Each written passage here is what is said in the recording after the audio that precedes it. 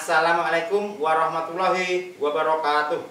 Alhamdulillah, alhamdulillahirabbil alamin. Syukur kita kepada Allah Subhanahu wa taala dan sholawat kita kepada baginda Rasulullah dengan menyebut Allahumma sholli ala sayyidina Muhammad wa ala ali sayyidina Muhammad. Assalamualaikum ya Rasulullah. Alhamdulillah, jumpa lagi dengan saya Aneka dari Majelis Sabilul Muttaqin. Semoga kehadiran kami bisa bermanfaat untuk Anda semua dan semoga bisa berkah untuk kita semua. Amin. Pada kesempatan ini saya ingin membahas tentang bagaimana cara kita menjalani hidup dengan santai tapi hajat kita bisa kabul. Hidup dengan tenang, santai dan hajat kabul itu impian semua orang. Tetapi kendalanya kadang ada masalah-masalah yang membuat kita stres, membuat kita depresi. Untuk masalah-masalah akan saya bahas di video-video selanjutnya. Untuk selanjutnya akan saya taruh di playlist. Nanti silahkan dicek. Sekarang bagaimana secara umum kita membahas bagaimana kita menjalani kehidupan ini dengan santai, tenang, tetapi hajat bisa kabul. Saya berharap semoga kita, anak cucu kita bisa menjalani kehidupan ini dengan santai, dengan rileks dan hajat kabul. Sekarang cara-caranya bagaimana supaya kita bisa menikmati hidup ini dengan santai dan hajat kabul. Yang pertama yaitu sadarilah bahwa semua manusia di bumi ini itu pasti mengalami susah, sedih hati dan bergantian dengan bahagia. Bahagia dan susah itu datang silih berganti. Kita tidak bisa menghindari bersusah hati, bersedih hati. Itu tidak bisa kita hindari, harus kita jalani karena proses kehidupan itu seperti itu. Sebagai contoh, ada mahasiswa yang mempunyai cita-cita ingin pandai di sekolah, ingin nilai yang bagus supaya bisa lulus cepat. Nah, di dalam memperjuangkan itu juga ada kesusahan-kesusahan, dan di saat menerima ijazah dan bisa lulus cepat itu akan bahagia. Tetapi bahagia itu nanti juga akan berganti dengan kesusahan lagi, kesedihan lagi. Jika mencari pekerjaan nggak dapat, masih ada kendala, itu nanti akan membuat hatinya susah. Dan jika pekerjaan yang diinginkan sudah dapat, itu nanti hati akan bahagia. Dan nanti setelah bahagia mendapatkan pekerjaan, akan susah lagi jika mempunyai keinginan ingin rumah bagus dan belum kesampaian, masih terkendala ini itu. Akhirnya apa? Susah lagi. Dan seandainya jika rumah bisa kebeli, tentunya akan bahagia.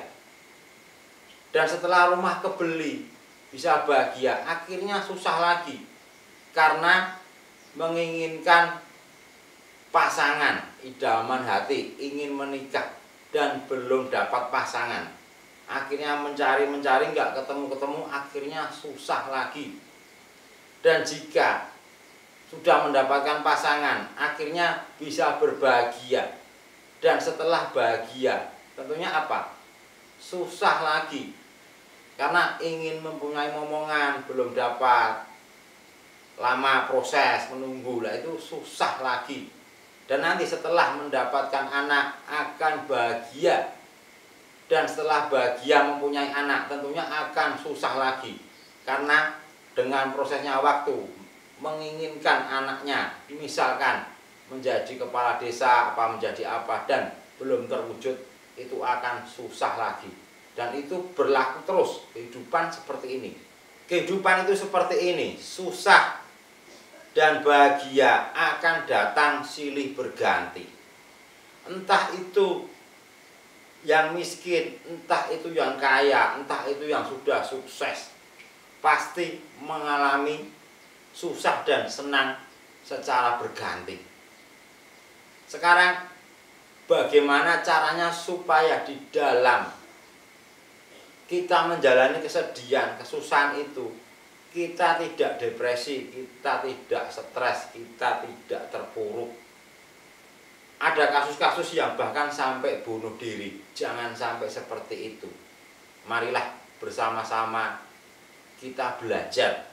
Di sini saya ingin memberikan solusinya. Semoga bisa bermanfaat.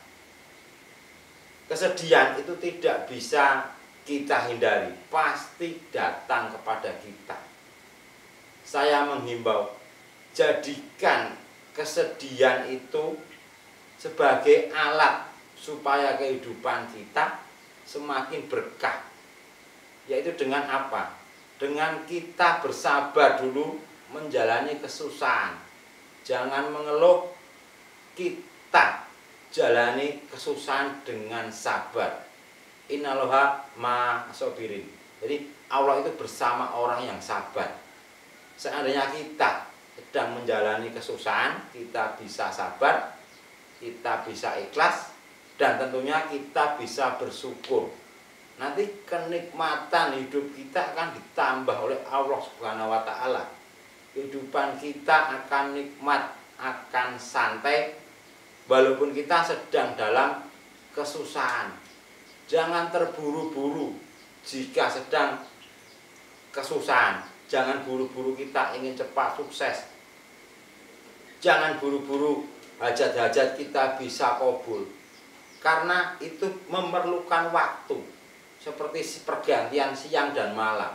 Seandainya sedang malam, kita berharap pagi, siang, itu juga memerlukan waktu, memerlukan proses. Jadi himbauan dari kami, jalani dulu waktu susah itu dengan bersabar, dengan santai, dan kita dengan belajar menggali ilmu. Gunakan saat-saat kesedihan itu untuk belajar, untuk menambah ilmu. Jadi kehidupan kita bisa berkah. Itulah, semoga bisa menjadikan solusi untuk kita semua. Kehidupan kita bisa santai, kita tidak panik di saat kita bersedih hati. Kebahagiaan pasti datang untuk kita. Saya rasa materi ini cukup. Mohon maaf jika ada salah-salah kata dari kami. Karena kurangnya ilmu kami mohon maaf yang sebesar-besarnya. Akhirul kalam, wabillahi taufiq wa hidayah. Wassalamualaikum warahmatullahi wabarakatuh.